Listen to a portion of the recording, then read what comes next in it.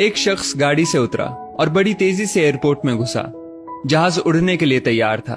उसे किसी कॉन्फ्रेंस में पहुंचना था जो खास उसी के लिए आयोजित की जा रही थी। वो अपनी सीट पर बैठा और जहाज उड़ गया।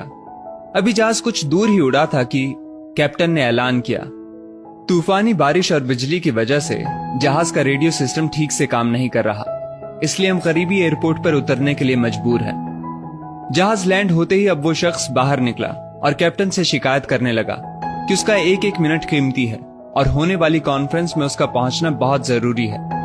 पास खड़े दूसरे मुसाफिर ने उसे पहचान लिया और बोला, डॉक्टर पटनायक, आप जहां पहुंचना चाहते हैं टैक्सी द्वारा यहां से केवल 3 घंटों में पहुंच सकते हैं। डॉक्टर ने उस शख्स का शुक्रिया अदा किया और टैक्सी लेकर निकल पड़ा।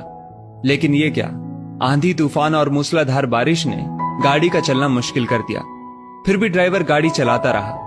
अचानक ड्राइवर को एहसास हुआ कि वो रास्ता भटक चुका है। नाउमीदी के उतार चढ़ाव के बीच उस शख्स को एक छोटा सा घर दिखा। इस तूफान में वही गनीमत समझकर गाड़ी से नीचे उतरा और दरवाजा खटखटाया।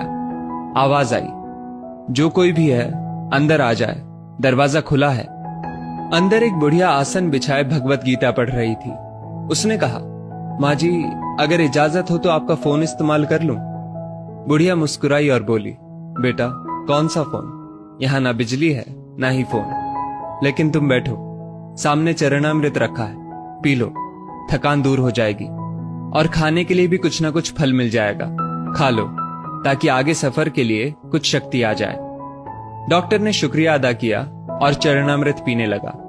बुढ़िया अपने पाठ में खोई थी कि डॉक्टर की नजर उनके बगल में पड़ी। एक बच्चा कंबल में लिपटा पड़ा था जिसे बुढ़िया थोड़ी थोड़ी देर में हिला देती थी। बुढ़िया ने पाठ समाप्त किया तो डॉक्टर ने कहा, माँ जी, आपके स्वभाव और एहसान ने मुझ पर जादू कर दिया है।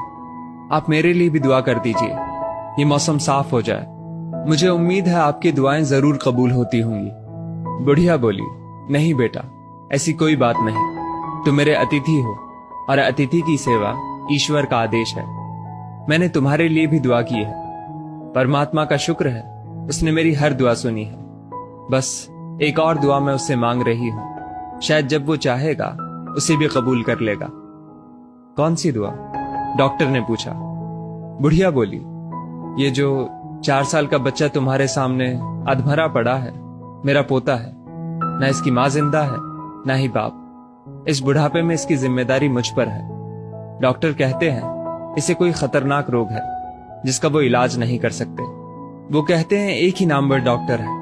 क्या नाम बताया था उसका? हाँ, याद आया, डॉक्टर पटनायक। वो इसका ऑपरेशन कर सकता है। लेकिन मैं बुढ़िया कहाँ उस डॉक्टर तक पहुंच सकती हूँ? बच्चे को लेकर जाऊं भी तो पता नहीं वो देखने के लिए राजी भी हो या नहीं। बस अब बंसी वाले से यही मांग रही थी कि वो मेरी मुश्किल आसान कर दे।